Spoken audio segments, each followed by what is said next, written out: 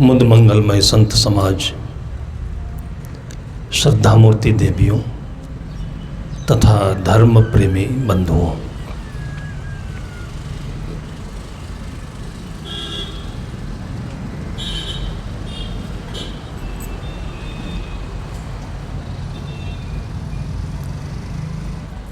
संत महापुरुषों का समागम,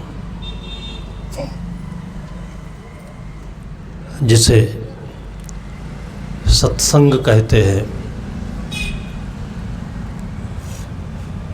यहाँ से जुड़ने को भक्ति कहते हैं।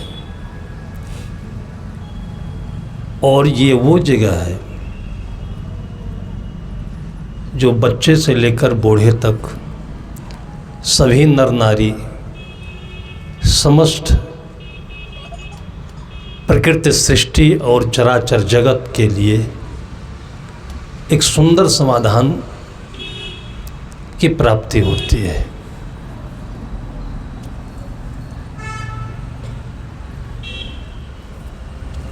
इसका तुरंत का लाभ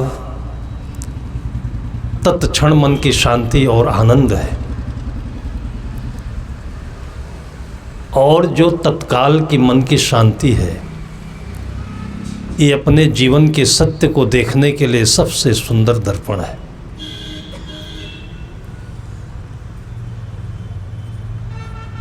जिंदगी में कुछ पाना चाहते हैं तो अपने में बैठें, अपनी जगह बैठें, जहाँ किसी दूसरे का अधिकार नहीं है, जहाँ किसी दूसरे का हस्तक्षेप नहीं है, और वहीं से जीवन में सब कुछ मिलता है, सब कुछ दिखता है और जीवन संपूर्ण होता है।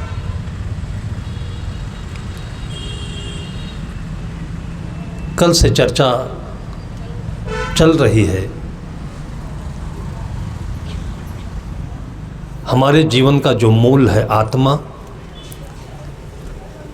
लेकिन आत्मा के साथ ही उसी के इर्द गिर्द या उसी के तले में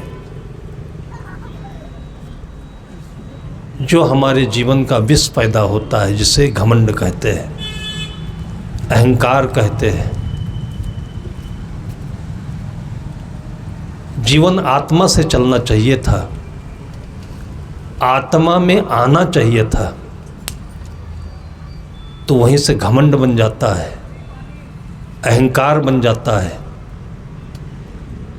और बहुत बड़े बड़े महल बनाते हैं और ताश के पत्तों जैसे बना हुआ महल क्षण भर में बिखर जाता है और मंदिरिता रह जाता है। जीवन संसार इतना लंबा नहीं है जितना हम लोग सोच रहे हैं। इसलिए दर्शन जगत में इस जगत को मिथ्या भी कहा गया है। ब्रह्म सत्यम जगत मिथ्या। ये कभी मन में सपने में भी नहीं आता है कि हम जो जी रहे हैं केवल इतना ही हमारे साथ है, बाकी जो कुछ देख रहे हैं, पा रहे हैं, सुन रहे हैं, इसका कुछ भी विश्वास नहीं है, कुछ भी इसमें स्थायित्व नहीं है। लेकिन अहंकार इसी पर टिकता है। यहीं से सारी भूलें, सारी गलतियां, सारे उन्माद, जितनी भी जीवन में परेशानियां हैं, वो यहीं से आती हैं और यहीं से जाती भी हैं।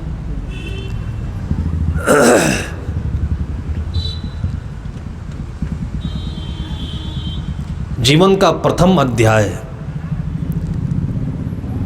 जो शिक्षा के लिए वर्ग का विभाजन किया गया, ये पहली दर्जा है, दूसरी दर्जा है, तीसरी दर्जा है।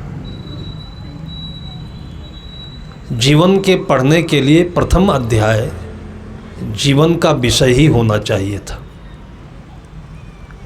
और वो अपने साथ में ही है, जिसको हम बचपना कहते हैं, उसमें लगभग जीवन में पाने के लिए जितनी भी चीज़ें हैं वो सब कुछ बढ़िया सुंदर ढंग से सजा हुआ होता है।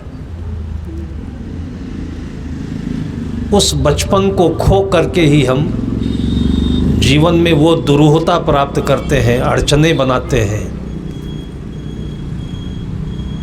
और चक्रव्यूह में फंसते हैं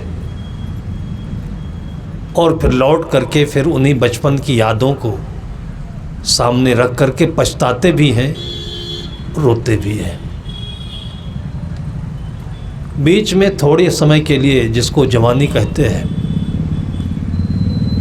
जिसमें इंद्रियां उत्तेजित रहती हैं, बलवती रहती हैं, थोड़ा सा सोचा हो जाता है, कहा हो जाता है, कुछ अपनी ऐंठ चल जाती है, दबंगई चल जाती है, उसी उतने में हम लोग इतना भूल जाते हैं और यही भूल हमारे जीवन के लिए महान दुखदाई बनता है। संत महापुरुषों ने एक जगह बैठ करके पूरी धरती को देखा। हालांकि ऐसा कोई चश्मा नहीं है दुनिया में अभी।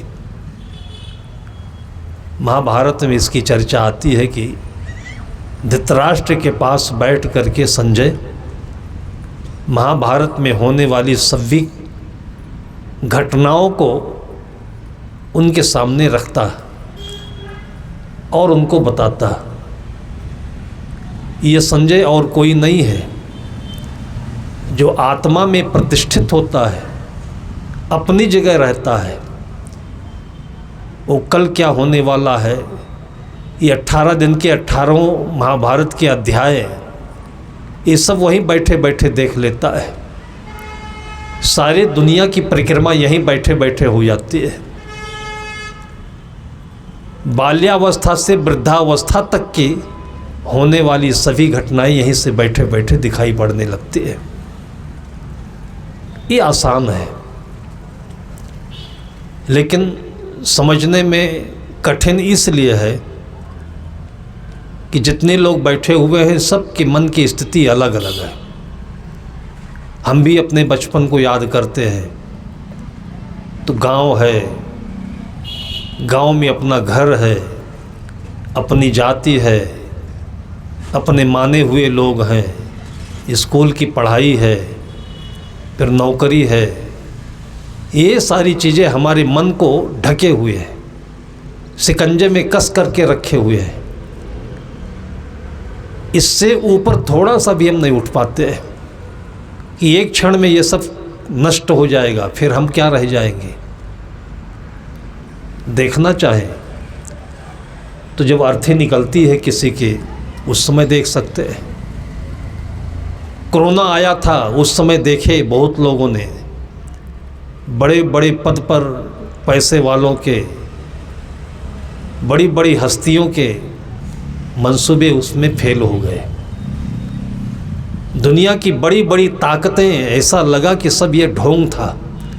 चाइना को देख लें, अमेरिका को देख लें, जापान को देख लें, इतने बड़ी बड़ी मशीनें बनाई, मिसाइलें बनाई, प्रक्षेपास्त्र और परमाणु बम। इतने बड़े बड़े डॉक्टर दुनिया के, और खुद इसी में झूम गए, नाच गए, मर गए। उस कोरोना ने सबको दिखाया। वो क्षण ऐसे थे, समझने वालों ने समझा भी। जो जीवन में समझ में नहीं आया वो कोरोना पीरियड में लोगों ने समझा। जो चले गए वो भी सुखी हैं, जो समझ गए वो सुखी हैं, जो नहीं समझे अभी उनको बहुत भोगना बाकी है। कभी कभी ऐसा भी होता है कि ज्ञान की बातें ऐसे समझ में आती नहीं है, क्योंकि हम लोग अपने अपने कर्मों के शिकंजे में, जाल में जकड़े हुए हैं। हमारी आंखों में हमारे कर्मों का चश्मा जड़ा हुआ है, तो दूसरी चीज़ दिखती ही नहीं है। पिता की आंखों में 60 वर्ष का अनुभव है, बच्चा अभी 6 साल का है।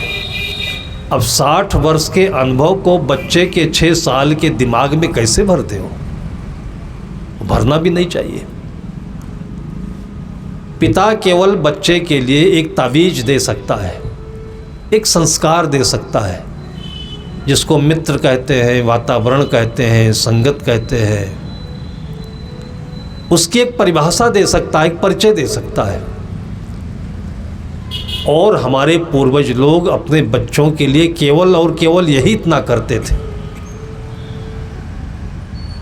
पौराणिक कहानियाँ पढ़ी नहीं जाती हैं, और नहीं तो उसमें अगर हम पढ़ते, एक माँ का नाम आता है और किसी राजघराने की बेटी होती है। उसने तो पहले विवाह करने से इनकार कर दिया। अपने पिता की अकेली संतान थी।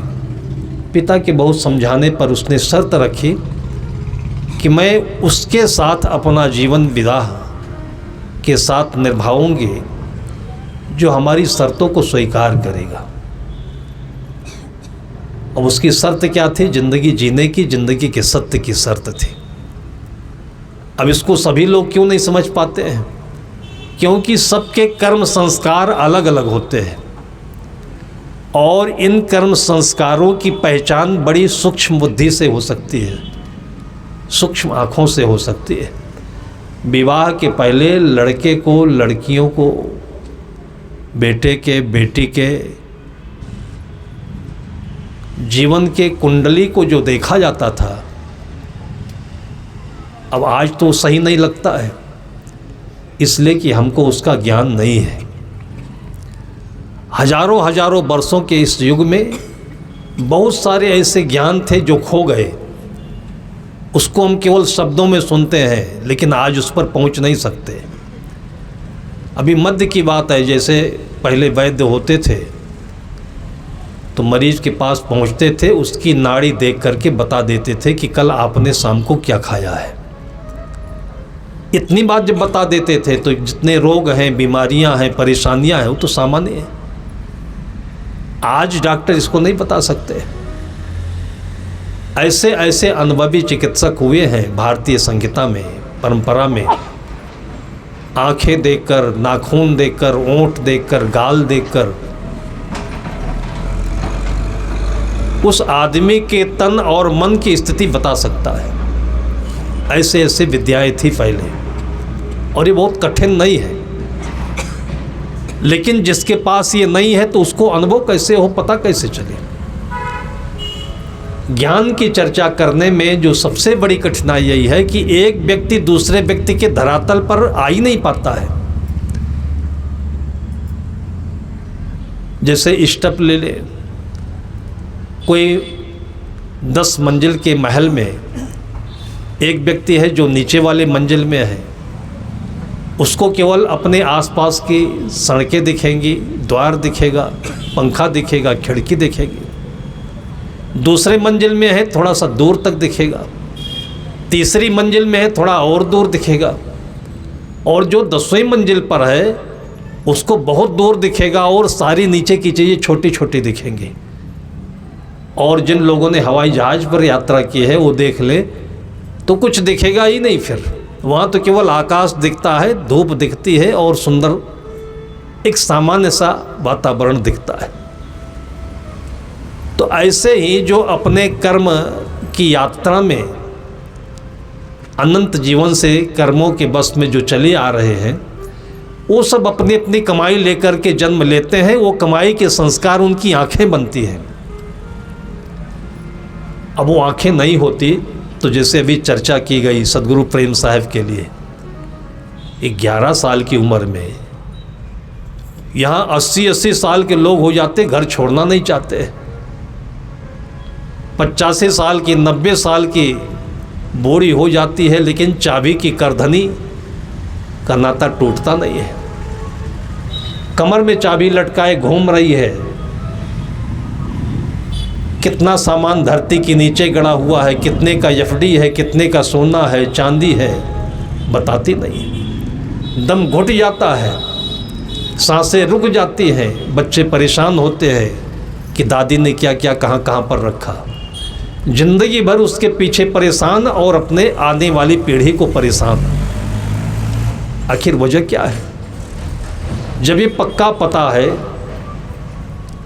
कि आधी उम्र बीती, बाल पकने लगे, आँखों में मोतियाँ आने लगा, त्वचा पर झुर्रियाँ आने लगी, तो थोड़ा तो याद करें कि सूरज पूरब से पश्चिम आ रहा है। अब धीरे धीरे हम अपनी मौत की तैयारी करें। वो तैयारी यही है कि आपने जो कुछ किया धरा हुआ है वो अपने बच्चों को थोड़ा थोड़ा बताइए। केवल धन दौलत के बारे में नहीं, ये भी बताइए कि आपने बचपन में कैसे पढ़ाई करी, मजदूरी करी, पैसा कमाया, कितने आपने कठिनाइयाँ झेली। जीवन की सबसे अच्छी कहानी इससे बढ़कर और क्या हो सकता है? और इससे बड़ा ज्ञान क्या हो सकता है बच्चों के लिए, ज़िंदगी जीने के लिए? और ये ज्ञान नहीं है तो केवल फिजिक्स पढ़कर, मैथमेटिक्स पढ़कर, बायोलॉजी पढ़कर, डॉक्टर बनकर, इंजीनियर बनकर पैसा ही तो आएगा। लेकिन पैसे का उपयोग कैसे है, ज़िंदगी जीना कैसे है, ये नहीं अगर पता चला तो वही पैसे से जीवन बर्बाद भी हो सकता है। आज जितने भी दुर्गुण दिखाई पड़ रहे हैं ये पैसे के रथ पर चलते ही आगे बढ़ते हैं। पैसा ना हो तो बहुत सारी बुराइयों से आदमी बच जाएगा। आप छत्तीसगढ़ में देख लीजिए कि सन 1980-82 के समय में हम गुरुदेव जी के साथ पहली बार छत्तीसगढ़ आए थे। यही छत्तीसगढ़ की धरती है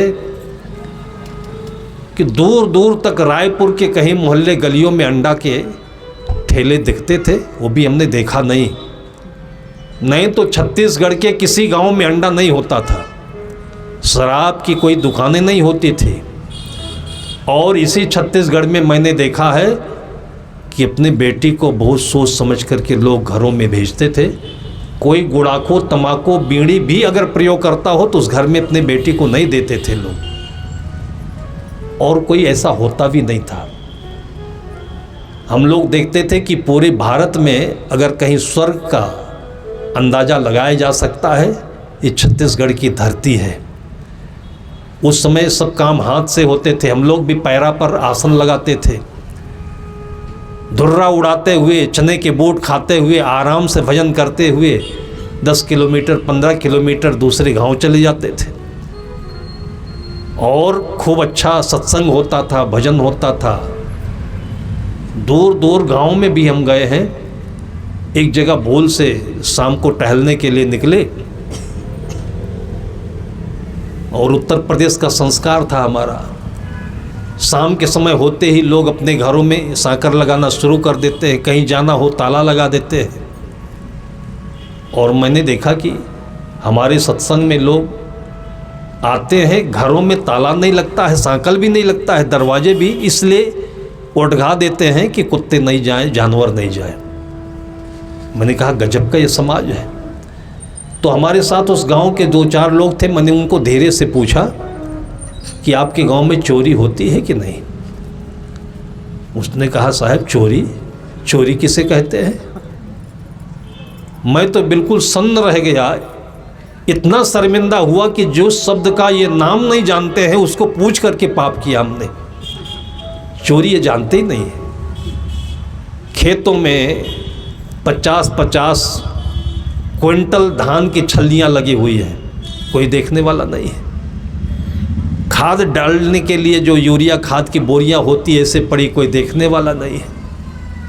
घर पूरा खाली है, सब लोग सत्संग में चले गए हैं, कोई देखने वाला नहीं है। आज तो केवल शनि महाराज की कृपा से भारतवर्ष में एक गांव सुनता हूँ, महाराष्ट्र में, जो शनि सिंगड़ा, क्या नाम है उसका, शायद कभी आप लोगों में से कोई गया हो। है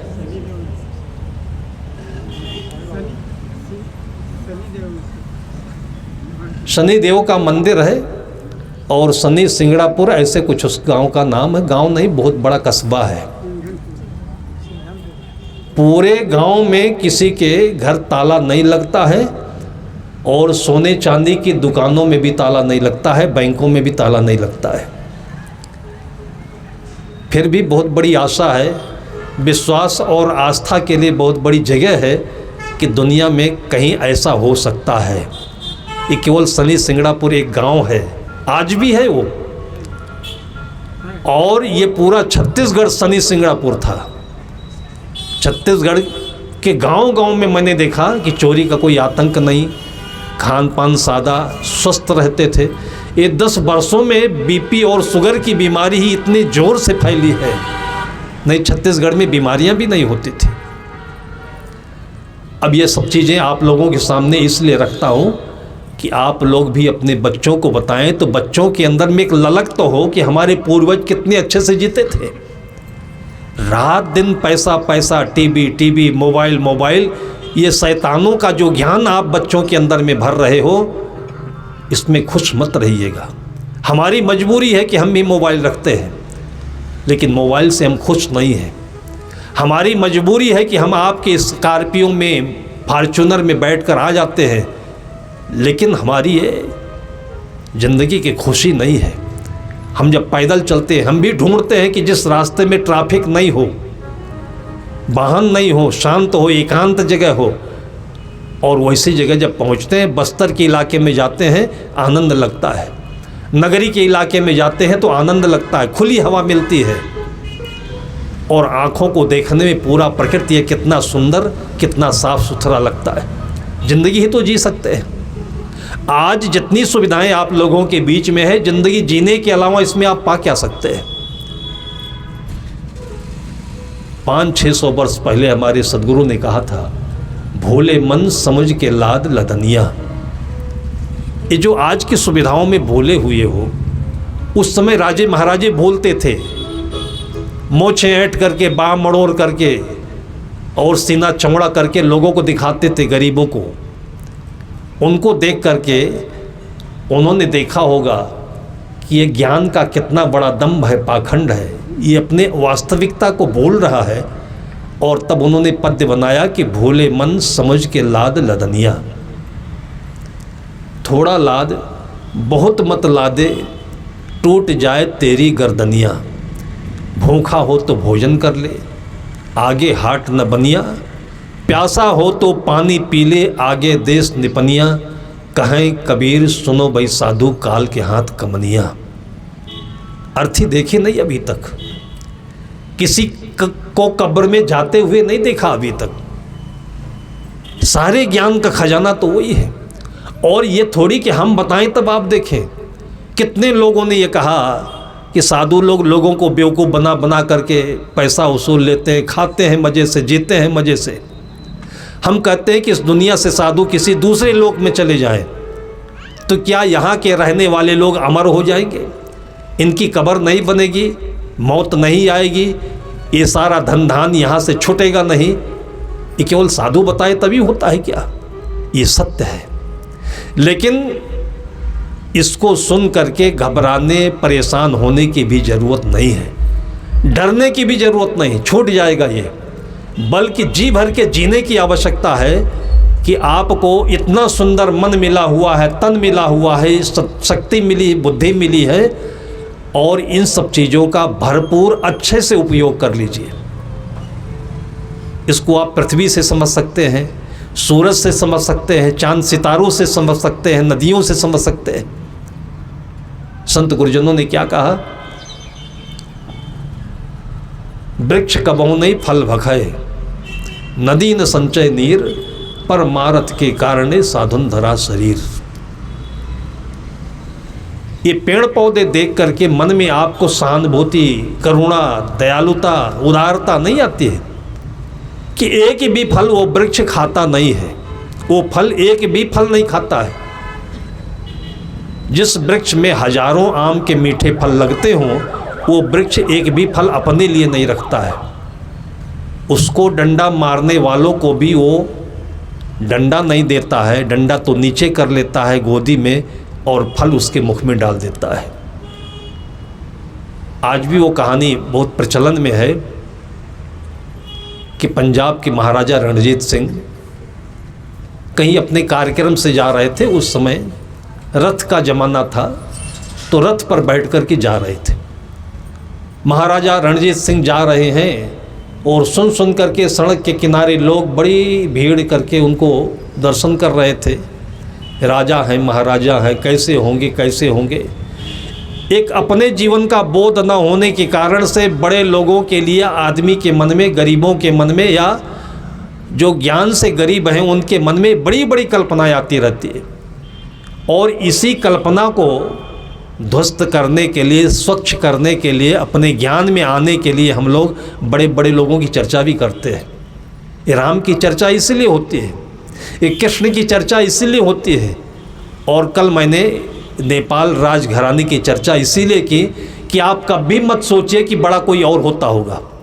ये बचपना है। मुझे याद है कि मेरे बचपन में नेपाल के साहब आने के लिए संदेश भेजे, तब चिट्ठियाँ चलती थी। मेरी माँ का ननिहाल नेपाल हुआ करता था, तो वहाँ के परिचय से पहली बार साहब ने संदेश भेजा कि हम आ रहे हैं।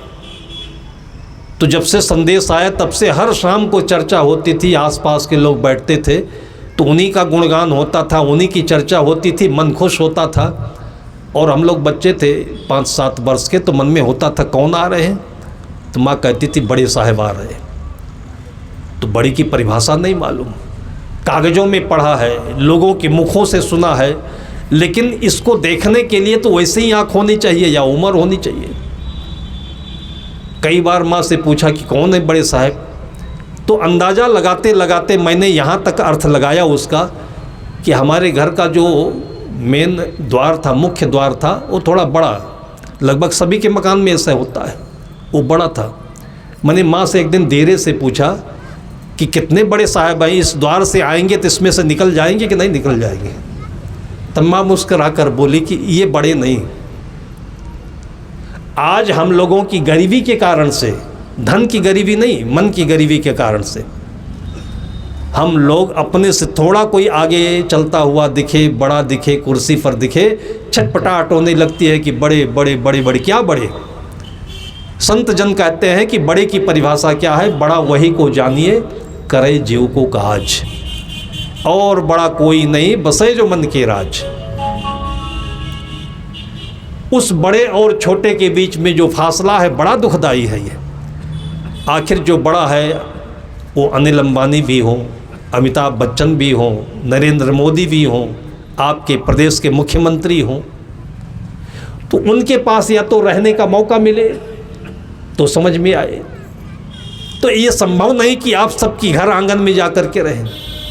जैसे माँ भोजन बनाती है, पतीली में चावल पकाती है, तो माँ कितनी होशियार है कि चावल पक गया कि नहीं पक गया, तो क्या भगोने में हाथ डुबो कर देखती है, वो किनारे से एक चावल लेकर के दबा देती है और वो मुलायम हो गया तो उसको एहसास हो जाता है कि चावल पक गया। एक आदमी को आप देख लीजिए, बुद्ध को देख लीजिए आप, कि बुद्ध राजमहल में पले पोसे गए और इतनी सुंदर उनकी पत्नी, एक सुंदर लाडला बेटा, और क्या नहीं था, और किस चीज़ की प्राप्ति के लिए फिर उन्होंने संन्यास लिया। भर्तृहरि ने किस चीज़ की प्राप्ति के लिए संन्यास लिया, और कौन चीज़ ऐसे मिल गई कि राम सत्ता को छोड़ करके बाहर निकल गए, और सब कुछ छोड़ने के बाद तब फिर वो बड़े कहलाए। आज राजे महाराजे तो गर्त में मिल गए, लेकिन राम आज भी जीवित हैं, और वो राम एक प्रतीक में है जो अयोध्या में देखा जा रहा है अभी, लेकिन वो राम तो घट घट में है, सब अपने अंदर भी देख सकता है। तो महाराजा रणजीत सिंह की सवारी जा रही थी, बड़े बड़े बड़े देखने के लिए लोग किनारे किनारे खड़े थे, लेकिन बच्चों को ऐसा कुछ कुतूहल नहीं था। बच्चों के लिए कोई बड़ा छोटा नहीं होता है। आईपीएस का, आईएएस का कोई बच्चा हो तो, और गरीब घर का बच्चा हो तो, अनपढ़ घर का बच्चा हो तो, दोनों मिलते हैं तो इतने प्यार से मिलते हैं, इतनी अच्छी दोस्ती होती है कि कोई भांप नहीं सकता है कि ये गरीब है और ये अमीर है। और कृष्ण और सुदामा को याद करके आप भी समझ सकते हैं उस समय की शिक्षा प्रणाली क्या रही होगी। हालांकि भारत इसके लिए बदनाम हुआ बीच में कि शूद्रों को पढ़ने नहीं दिया गया, जाति के कारण से समाज में इतनी टुटन हुई, ये बीच के मानसिक रोग हुए। नहीं तो और पुराने ज़माने में आप चलिए तो सुदामा और कृष्ण दोनों का एडमिशन एक गुरुकुल में कैसे हुआ होगा। सुदामा के पास तो इतनी क्षमता नहीं थी फीस दे करके उसमें एडमिशन कराने की, लेकिन निश्चित है कि उस समय जो हमारा शिक्षा का धरातल था वो इतना सामान्य था कि उसमें हर कोई जा कर के शिक्षा प्राप्त कर सकता था। वाल्मीकि को देख लीजिए, वाल्मीकि किस जाति में आते हैं, और राम किस जाति के थे, और वशिष्ठ किस जाति के थे। फिर राम निकलते हैं वनवास के लिए, तो वहाँ पर राजे महाराजे से ही दोस्ती नहीं होती है, सबरी से भी होती है, सुग्रीव से भी होती है, और वहाँ के जो निषाद थे उनसे भी होती है। लेकिन ये चीज़ हम लोगों को नहीं याद आती है। आज राजनीति ने इस समाज को इतना गंदा बना दिया है, ये कीचड़ उछाल करके जो चीज़ नहीं है वो दिखा दिखा करके लोगों के मनों को इतना कचड़ा बना दिया। ये सामंजस्य, ये समता अपने जीवन में रखते तो ये बड़े छोटे का अंतर कभी नहीं आता। इसलिए रामायण में लगभग सबको जोड़ा गया है, और ये हजारों वर्ष पहले लोगों के मन के एक सुंदर भाव का परिदृश्य है, उनका चित्र है ये, जिसको हम ठीक ढंग से समझ सके तो आज हमारे लिए यहाँ कोई गरीब नहीं होगा, कोई अमीर नहीं होगा, कोई छोटा नहीं, कोई बड़ा नहीं। ये तो जीवन का बड़ा पाप है कि जब हम कुछ लेकर यहाँ आए नहीं और कुछ यहाँ से लेकर जा नहीं सकते हैं, तो कौन बड़ा है कौन छोटा है। एक अपने अपने दायित्व का एक प्रबंधन है कि हम बैठ करके यहाँ पर लोगों को नोटें बांट रहे हैं तो मैनेजर कहलाते हैं। रिटायर होने के बाद भी हम भी वही हो जाएंगे जो वो था।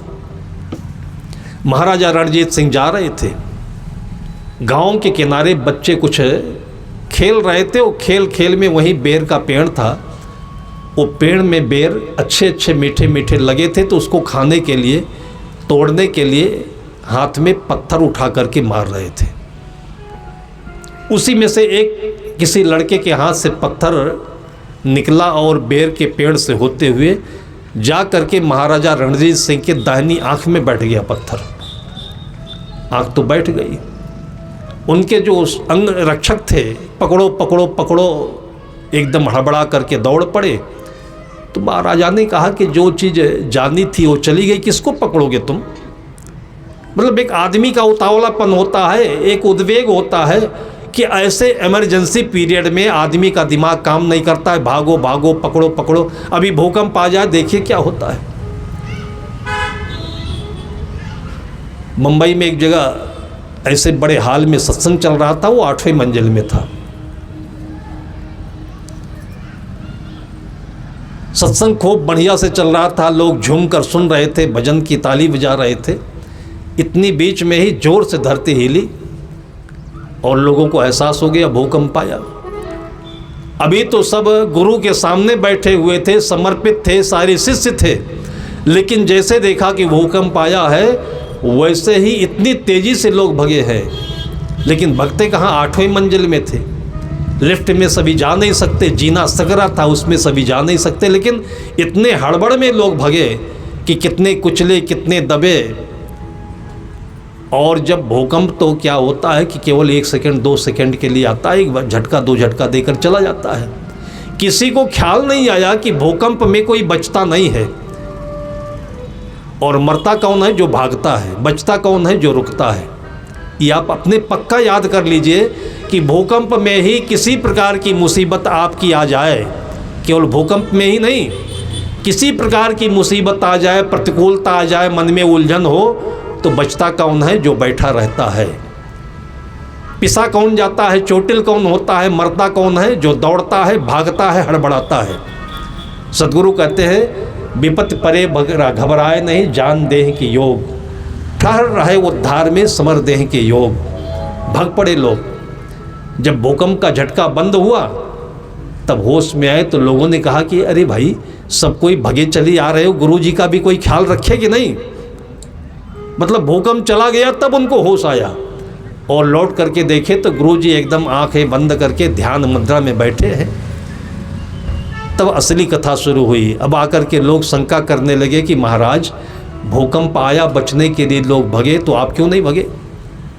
तो महाराज जी ने कहा कि भगे तो हम भी, लेकिन हम अपने ज्ञान की दिशा में भगे, हम अपने भीतर की ओर भगे, और तुम लोग अपनी मौत की तरफ भगे। मरना तो सबको था, लेकिन हड़बड़ाहट में क्यों मरते, आराम से मरते। ये अगर धरती हिली है और कुछ गिरेगा तो किसी को बचाएगा क्या। जापान में इसलिए बच्चों को ट्रेनिंग दी जाती है कि भूकंप आने पर क्या करना है। हमारे भारतवर्ष में ट्रेनिंग दी जाती थी पहले कि मुसीबत आने पर क्या करना है। ये पहले ज़माने की बात है। जिस माँ की बात मैं बता रहा हूँ, राजा की बेटी थी, उसका नाम मंदालसा था। उसने शर्त दिया और शर्त दे करके फिर उसके पिताजी ने उस शर्त को स्वीकार किया और जिसके साथ उसकी शादी हुई उसने भी स्वीकार किया। और तब उसके गोद से जो बच्चे आए हैं उन सबों को शिक्षा उसने अपने गोदी में रख कर के अपने घर में दी है। ऐसे ऐसे माताएं हमारे भारतवर्ष में हुई कि भूकंप जैसे कोई जीवन की प्रतिकूल परिस्थिति आए, किसी प्रकार से कोई उलझन हो, कठिनाई हो, तो भागना नहीं चाहिए। गुरु का ध्यान करिए, अपना ध्यान करिए। कुछ भी समझ में ना आए तो बैठे रहिए आप और देखिएगा कि 1 दिन में, 2 दिन में, 3 दिन में आपकी परिस्थिति सामान्य हो जाएगी, आपका कुछ भी नहीं बिगड़ेगा। और संत महापुरुषों ने कहावत बनाई है कि जो होता है अच्छे के लिए होता है और आपका अच्छा ही होगा। महाराजा रणजीत सिंह की आंख में पत्थर बैठ गया। वो लोग हड़बड़ा कर बाहर दौड़े। उन्होंने कहा कि जिसको जाना था वो आंख चली गई, अब इसमें पट्टी करना चाहिए था, ब्लीडिंग हो रही है, रोकना चाहिए था, तुम उसको पकड़ने जा रहे हो, पकड़ो पकड़ो। फिर वहाँ से गए।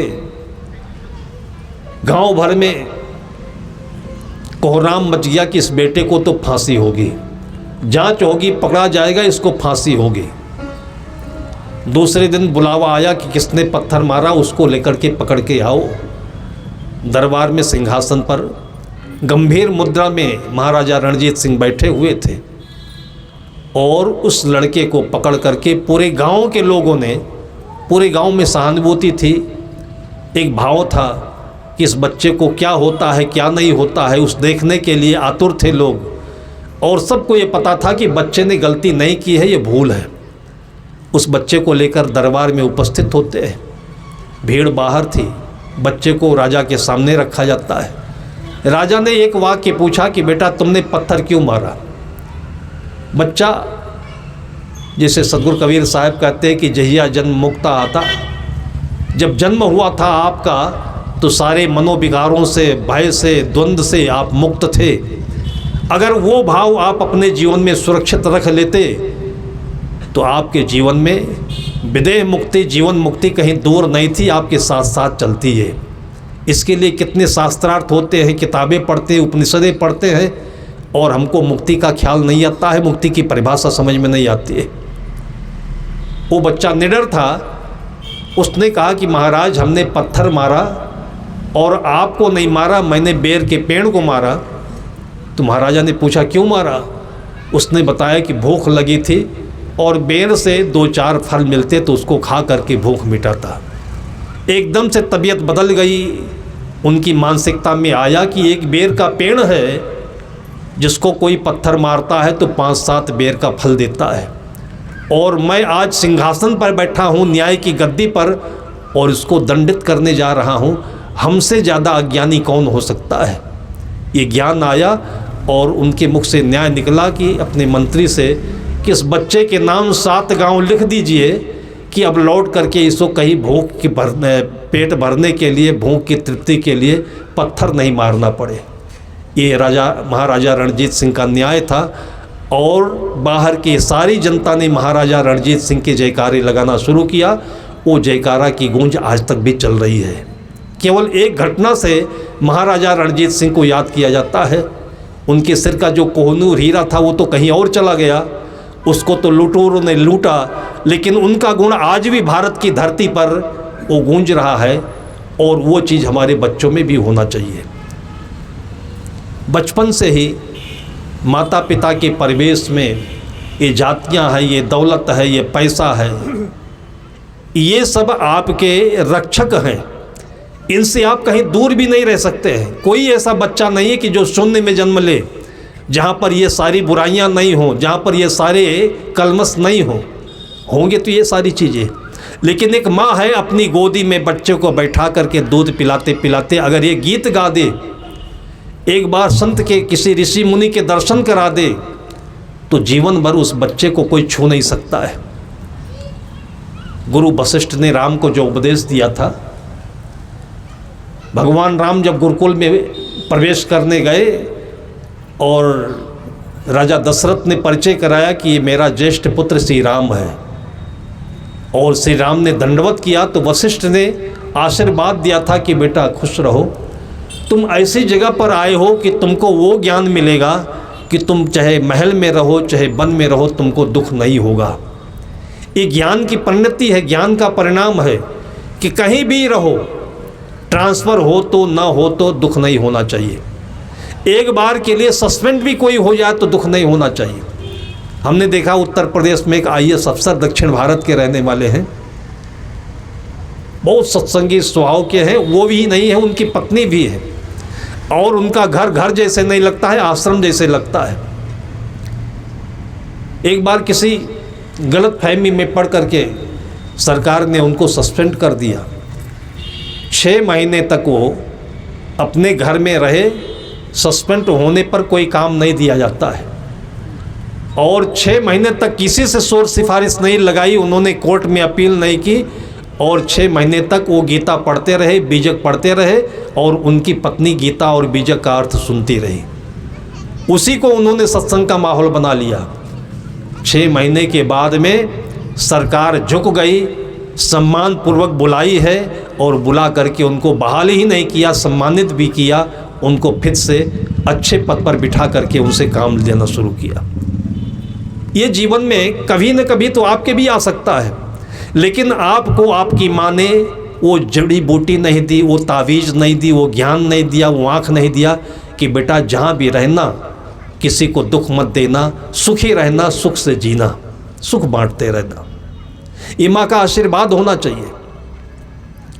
हमने सुना है एक धोबी परिवार की महिला थी,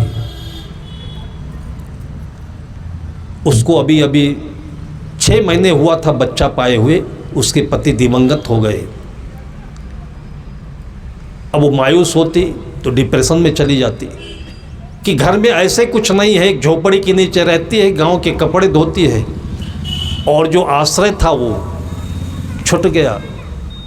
लेकिन उसने अपने जीवन के महत्व को समझा, कर भैया बल आपनी छाड़ बिरानी आस, और जो पति करते थे वही काम शुरू किया कपड़े धोने का, और बच्चे को पीठ में बांध करके दूध पिलाने के लिए आगे और खेलने के लिए पीठ में रख करके उसने गांठ भर नदी के पानी में खड़े होकर के कपड़े धोया, और ऐसे ही करके अपने बच्चे को बड़ा करके पढ़ाया। और बच्चा ग्रेजुएशन होने के बाद उसको किसी ने गाइडलाइन दिया होगा तो UPSC में उसने एग्ज़ाम दिया, और एक ही बार में सीधे सीधे वो कलेक्टर बना।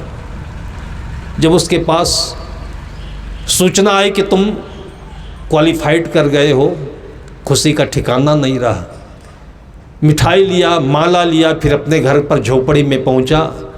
माँ को माला पहना करके मुख में मिठाई जब लगाई तो देखता है कि माँ पुरानी हो गई है, बूढ़ी दिखती है, उम्र तो ज़्यादा नहीं है, लेकिन चेहरे पर सिकन है, गरीबी का प्रभाव है। तो उसके आँखों से आंसू आ गए। माँ ने देखा, माँ भी सुन रखी थी कि मेरा बेटा कलेक्टर हो गया है। जब वो रोने लगा माँ के सामने तो माँ पूछती है कि बेटा, मैं सुनती हूँ कि तुम ज़िले के मालिक होने जा रहे हो, कलेक्टर बन गए हो, फिर रोते हो। तो बेटे ने कहा कि रोना इसलिए आया कि जब मेरे अच्छे दिन आए हैं तो माँ मेरी बूढ़ी हो गई है, बहुत दिनों तक मैं मेरी माँ की सेवा नहीं कर पाऊँगा। ये बोला वो लड़के ने, क्योंकि ये व्यवहारिक भाषा है, लौकिक भाषा है कि हम सेवा करेंगे तो माँ की करेंगे, पिता की करेंगे, और बड़े हो गए हैं तो अच्छे ढंग से सेवा करेंगे।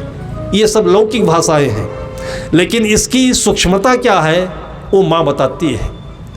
जब बेटे ने कहा कि माँ मेरी बूढ़ी हो गई है, मुझे बंगला मिलेगा, उसमें रख कर अपनी माँ की मैं सेवा करूँगा, बढ़िया से बढ़िया करूँगा, और आज मेरी माँ की उम्र ज़्यादा नहीं दिख रही है, ज़्यादा दिन जिंदा नहीं रहेगी।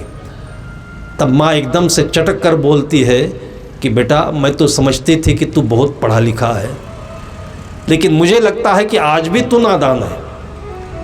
तुझको किसने बताया कि माँ मरती है? तुझको किसने बताया कि माँ बूढ़ी होती है? माँ कभी मरती नहीं है। शर्त यह कि लड़का जिंदा हो, लड़के की आस्था जिंदा हो, लड़के का प्यार जिंदा हो। और तुझको किसने बताया कि माँ अपनी सेवा के लिए बेटे को पढ़ाती है, नौकरी दिलाती है? मैंने अपने सुख के लिए, अपनी सेवा के लिए तुझको पढ़ाया नहीं। बेटा, तो याद रखना कि मेरे जैसे बहुत माँ कपड़े धो रही होगी, सड़क के किनारे बैठकर पत्थर तोड़ रही होगी, सिर पर टोकरी ढो रही होगी, ऐसों को देख करके उनकी सेवा करते रहोगे ना, तो मैं दुनिया के किसी कोने में आसमान में रहूँगी तो झांक करके मेरे आनंद का कोई ठिकाना नहीं होगा। इसलिए तुझको मैंने पढ़ाया है। ये माँ की शिक्षा है। आज जन्म और मृत्यु के बीच में ये अहंकार के कारण से ये सारा भाव हमारा बिक जाता है, ये हमारा सारा भाव किरकिरा हो जाता है, और जो कुछ भी करते हैं इसके लिए केवल पाप और पश्चाताप के अलावा हमारे हाथ कुछ नहीं लगता है। इसलिए सद्गुरु ध्यान दिलाते हैं कि आपा तजय हरि भजय, नख सिख तजय विकार, सब जीवन से निर्भय रहे, साधु मता है सार। सत्संग में भी कितने कचड़े आ गए। सत्संग के नाम से हम लोगों ने किसी को कबीर पंथ बना दिया है, किसी को राधा स्वामी बना दिया है, किसी को हमने ब्रह्मा कुमारी बना दिया है।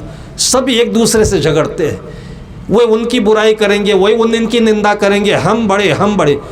जिस आत्मा में बड़े छोटे की कोई गुंजाइश नहीं होती है, और वही आत्मा के पास रहकर आत्मा का ज्ञान देने वाला कौन सा वो व्यक्ति होगा जो दूसरे को छोटा कहता है, नीच कहता है और बुरा कहता है। सद्गुरु कबीर साहब ने कहा कि बुरा जो देखन मैं चला, बुरा न मिलिया कोई। और ऐसे सद्गुरु कबीर साहब की परंपरा में रहने वाले लोगों को देखा जाता है कि दिन रात पानी पी पी करके दूसरे की बुराई कर रहे हैं, दूसरे पंथ को बुरा बता रहे हैं, दूसरे की बुराई कर रहे हैं। और ये केवल कबीर परंपरा में नहीं है, सारी परंपराओं में ये दोष है। इस दोष को लेकर के हम जीवन में कहाँ पहुँचेंगे? ये हमारी बड़ी भूल है। और ये गृहस्थों की भूल साधु समाज में जब होती है तो समाज में और ज़्यादा व्यापक रूप से भ्रष्टाचार फैलता है, व्यापक रूप से नास्तिकता फैलती है। इसलिए हमें अपने जीवन के ख्याल में आना चाहिए कि यहाँ पर कोई छोटा नहीं, कोई बड़ा नहीं है। जिस आत्मा में हम जी रहे हैं वो सबके भीतर में है। इसलिए उस आत्मा को परम आत्मा कहा गया, उसका वो नाम रखा गया जिसकी कोई सीमा नहीं होती है, उसको व्यापक शब्द से संबोधित किया गया है। आप एक माँ के गुण का ध्यान रखिए। अभी तो केवल 1-2 बच्चे होते हैं। ये समय की मांग है, परिस्थिति है, वातावरण है। कोई जमाना होता था, मैंने देखा है अभी भी 12-12 बच्चों की माँओं को देखा है। ऐसे आजकल ऐसे लोगों के मन में ऐसी धारणाएं हैं कि ज़्यादा बच्चे होने से शरीर कमज़ोर हो जाता है, दूध पिलाने से शरीर कमज़ोर हो जाता है। दूध नहीं पिलाने से शरीर कमज़ोर होता है, दूध पिलाने से कमज़ोर नहीं होता है। ये गणित उलट करके समझिएगा तब ज़िंदगी सही समझ में आएगी। अगर मैथमेटिक्स की भाषा समझे तो दूध पिलाने से शरीर का भाग निकल जाता है। लेकिन सत्य ये है कि जब तक दूध नहीं निकले तब तक शरीर का जो भाग होता है वो अंदर में कुंठित होता रहता है और माँ के अंदर में बीमारी पनपती रहती है। जब माँ बच्चे को दूध पिलाती है तभी स्वस्थ होती है और तभी शरीर हल्का होता है, तभी निरोग होता है उसका। ये परिभाषा केवल अध्यात्म में समझ में आएगी। मैंने 12-12 बच्चे की माँओं को देखा है, लेकिन बच्चे अलग हों तो आप अंदाज़ा नहीं लगा सकते हो कि इसकी उम्र 25 से भी ज़्यादा होगी क्या, एक बच्चे भी इसकी गोद में होंगे क्या। लेकिन जब से हम लोगों ने ये लौकिक भाषा को अपने दिमाग में रखा है तब से हमारे अंदर में गणित का नाप तोल आ जाता है। लेकिन किसी माँ को आपने देखा है कि अपने पहले बच्चे को थोड़ा सा बचा करके दूध पिलाए कि भी दूसरा बच्चा होगा, अभी तीसरा बच्चा आएगा उसके लिए भी बाकी रखें? या कि कभी आपने प्रकृति का कोई ऐसा सिद्धांत देखा है कि पहले बच्चे ने सारा दूध पी लिया तो दूसरे बच्चे के लिए माँ की छाती में दूध नहीं आएगा? आज हम डरते हैं। कल के लिए, परसों के लिए लाखों करोड़ों भरे रखे वाले को भी दिमाग में चिंता सताने लगती है, क्या होगा, कल होगा, कैसे होगा। ऐसे बहुत सारी बातें हैं जिसके कारण से ज़िंदगी भर डर डर करके कंजूसी में और बड़ी संकीर्णता में हम जीते रहते हैं, और जो काम करते हैं दूसरों को दुख देने वाला करते हैं और दुखी रहते हैं। हमने देखा था जयपुर में कोई लड़का इंटरव्यू देने आया, जैसे कि संत महापुरुष कहते हैं कि धर्म किए धन ना घटे जो सहाय रघुवीर। तुलसी पंचन के पिए घटई न सरिता नीर। आप अपने बच्चों की पढ़ाई में, महल मकान बनाने में, घर द्वार परिवार अच्छा बनाने में जरा सा भी संकीर्णता नहीं रखिए, उदारता पूर्वक करिए। और ऐसा आपके मन में कभी भी सत संदेह नहीं होना चाहिए कि पैसा कम पड़ेगा, कि आगे कैसे होगा। आपके अंदर में नीयत बढ़िया है, आपका दिल बड़ा है, तो आपके हाथों में एक ही बार में तो सब कुछ नहीं आएगा, क्योंकि ये जो प्रकृति माँ, बड़ी माँ है, ये बहुत होशियार है। जैसे घरों घरों में मैंने माँ को देखा है कि 1 किलो मिठाई घर में आ गई तो पूरा का पूरा डिब्बा बच्चे को नहीं देती है। क्यों नहीं देती? कि बच्चा अभी है छोटा, सारी मिठाई खा तो जाएगा लेकिन पचा नहीं पाएगा, इसलिए वो 1 लड्डू दे करके बाकी छिपा कर रख देती है। ये होशियारी जो छोटी माँ में देखी जाती है, ये जो बड़ी प्रकृति माँ है, इसने सारे खजाने छुपा करके तो रखे हैं, लेकिन जब आपको ज़रूरत होगी तो आपको कमी नहीं दिखेगी। एट ए टाइम कहीं ना कहीं किसी न किसी रूप में, किसी माध्यम से आपको वो चीज़ मिल जाएगी। ये राज जब तक समझ में नहीं आता है प्रकृति का, इस सृष्टि का, तब तक आदमी पूरी ज़िंदगी भर, ऐसा नहीं कि जिसके पास पैसा नहीं, वो जिसके पास पैसा है वो भी बड़ी क्षुद्रता में जीता है, संकीर्णता में जीता है, दरिद्र बन करके जीता है। वो जयपुर में लड़का आया हुआ था इंटरव्यू देने के लिए, इंटरव्यू कैंसिल हो गया। अभी अभी सूचना आई कि इंटरव्यू आपका 4 दिन के बाद में है, तो सोचा इतनी दूर से आया हूँ, अब फिर जाऊँ फिर आऊँ, इतना किराया खर्चा होगा, तो मैं होटल में रुक जाता हूँ। भक्त परिवार का लड़का था, सफाई शुद्धता का ख्याल रखता था। एक होटल में गया और संजोग से होटल का मालिक उस काउंटर पर उस दिन था। उसने उस मालिक से कहा कि भाई साहब, मैं आपके होटल में एक रूम देखना चाहता हूँ, लेकिन मेरी शर्त यह है कि अगर आपका कमरा या आपका रख रखाव, खाना पीना सही शुद्ध सात्विक होगा तो मैं रुकूंगा, और नहीं तो मैं दूसरा होटल देखूंगा। तो होटल के मालिक ने कहा कि ठीक है, जब तुम्हारी ये शर्त है तो आप ऐसा करो कि यहाँ पर एडवांस जमा कर दो 500 रुपये, आप जा कर के देखाओ, चेक करके आ जाओ। 500 रुपये उसने जमा कर दिया। अंदर गया देखने के लिए, तो देखा भी, आराम भी किया, पानी वगैरह पिया, फ्रेश भी हुआ। होटल में इतना करने के लिए सुविधा होती है और कोई भी कर सकता है।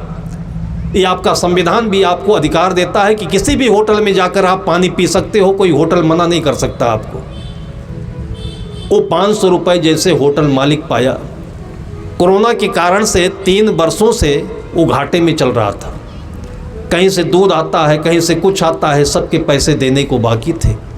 लेकिन कहते हैं कि जस नियत वैसे बरकत, अगर नियत बढ़िया है तो बरकत आपके 4 चांद के साथ होते रहेंगे। और ये उदाहरण आपके दिल में ऐसा विश्वास जमाता है। वो 500 रुपये पाया, उसको तुरंत याद आया कि 500 रुपये हम क्या रखें, और जो दूध वाला है वो भी गरीब परिवार का है। जैसे मैं आज पैसे की कमी से जूझ रहा हूँ, वैसे वो भी जूझ रहा होगा। तो ये 500 रुपये बुला करके उसने उस दूध वाले को दे दिया। दूध वाला भी खुश हुआ, उसकी भी नीयत अच्छी थी। वो भी कोरोना के इस परिस्थिति का मारा हुआ था।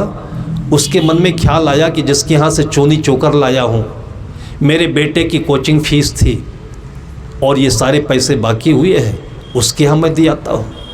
तो 500 रुपये का चोनी चोकर के नाम से जो बाकी पैसा था उसको दे आया हो। चोनी चोकर वाला जो आदमी था, उसके बच्चे कभी परीक्षा देने के लिए शहर में, जयपुर में आए होंगे और उसी होटल में खाया होगा, रहा होगा, लेकिन पैसा अदा नहीं कर पाया, वो बाकी रखा हुआ था। उसके भी मन में वही नीयत आई कि जब पैसा आया ही है तो अभी दे देता हूँ, जब फिर आएगा तो अपने घर के काम में लगेगा। वो जाकर के 500 रुपये उस होटल वाले के हाथ में दे दिया। जहाँ से पैसा चला था वहीं पहुँच गया। आपने सुना होगा कि पृथ्वी गोल है, तो सृष्टि भी पूरी गोल है, एक चक्र है। जहाँ से आप चलना शुरू करते हैं वहीं पहुँचते हैं, और जहाँ कुछ आप देते हैं लौट करके फिर वो चीज़ आपके साथ आती है। इसलिए आप कभी डरिएगा नहीं, आपके जीवन में कभी कोई कमी नहीं होगी और कभी कोई परेशानी नहीं होगी। वो 500 रुपये जैसे होटल वाले के पास पहुँचता है, इतने में 1-2 घंटे बीते। जो विद्यार्थी इंटरव्यू के लिए गया हुआ था, फिर से उसके पास सूचना आती है कि इंटरव्यू कैंसिल नहीं हुआ है, टाइम केवल चेंज हुआ है, शाम को 5 बजे आप इंटरव्यू देने के लिए चले आइए। बस वापस आता है और होटल मालिक को धन्यवाद देते हुए बोलता है कि आपका होटल का रख रखाव मेंटेनेंस तो बहुत सुंदर है, लेकिन मैं विवश हूँ कि मेरे इंटरव्यू का समय आ गया है, फिर मैं कभी आऊँगा तो आपके यहाँ मैं पक्का रहूँगा, इसलिए आज मैं आपसे अपना पैसा वापस चाहता हूँ। पैसा उसको मिल गया था, उसने वापस कर दिया। जिसका पैसा था वापस वहाँ आ गया, लेकिन वो पैसा खर्चा ना होते हुए भी होटल के मैनेजर वाले का पैसा कर्जा पूरा हुआ, दूध वाले का कर्जा पूरा हुआ, चोनी चोकर वाले का पैसा पूरा हुआ, और जहाँ था फिर वहीं आ गया। इतना सुंदर ये चक्र सृष्टि का बना हुआ है, लेकिन इसमें हमारी ज्ञान की आंखें न देख समझ पाने के कारण से हम लोग पैसा होते हुए भी नहीं होते हुए भी इसी में उलझ रहे हैं और इसी में हत्या करते रहते हैं, ऐंठते रहते हैं। और बाद में ये चक्रव्यूह ऐसा है कि सब जगह से सफल होने के बावजूद अभिमन्यु जैसे 7वें द्वार पर मारा गया, वैसे मौत के द्वार पर हम बिना मौत मारे जाते हैं और फिर से आवागमन के चक्र में फंसते हैं। संत सद्गुरु कितने सुंदर ढंग से, लॉजिकल तरीके से, मैथमेटिकल तरीके से, साइंस के तरीके से, ऐसा नहीं कि बेवकूफ़ बनाने के तरीके से, अगर कोई विज्ञान पढ़ा हुआ हो तो सृष्टि के जीवन का विज्ञान इतना सुंदर होता है कि इसमें कहीं भी चमत्कार की गुंजाइश नहीं है, अंधविश्वास की गुंजाइश नहीं है। ये सुंदर जीवन आप अपने बच्चों को केवल एक छोटे से क्षण में दे सकते हैं। इतनी सारी बातें मैंने बताई, पता नहीं इसमें बहुत सारी बातें रह गई होंगी, लेकिन एक छोटा सा प्रसाद अपने बच्चे को आप यहाँ से ले जाकर देते हैं, इससे भी भारी भरकम ज्ञान, पूरे जीवन का ज्ञान उसी प्रसाद में उस बच्चे के मन में भर जाएगा। एक बार भी अगर आप अपने बच्चों को किसी आश्रम में संत के दर्शन कराने ले जाते हैं, उसी एक क्षण के दर्शन में उस बच्चे के जीवन भर का ज्ञान उसके अंदर में भर जाएगा। इसलिए ज्ञान छोटा बड़ा नहीं होता है, कोई आत्मा छोटी बड़ी नहीं होती है, इसको सुनने के लिए बुद्धि नहीं चाहिए, एक आत्मा चाहिए, आत्मा का भाव चाहिए। और आज ये भाव हमको अपने पूर्वजों से, महापुरुषों से, मनीषियों से मिला है। उनका धन्यवाद मनाते हुए प्रातः संध्या उनकी संध्या आरती करते हुए अपने आने वाली पीढ़ी को इसको हम सौंप दें, यही हमारे जीवन की सबसे बड़ी सफलता होगी, सबसे बड़ा पुण्य होगा। और ये कथा के आयोजक, प्रोग्राम के आयोजक और आप सब मिलकर के जो ये इतना संपन्न अच्छे तरीके से किए हैं, आप सबको इस पुण्य का भागी मानते हुए, धन्यवाद देते हुए अपनी चर्चा को यहीं पर हम विराम देते हैं। प्रेम से बोलिए सद्गुरु कबीर साहिब की जय। ताली ऐसे नहीं।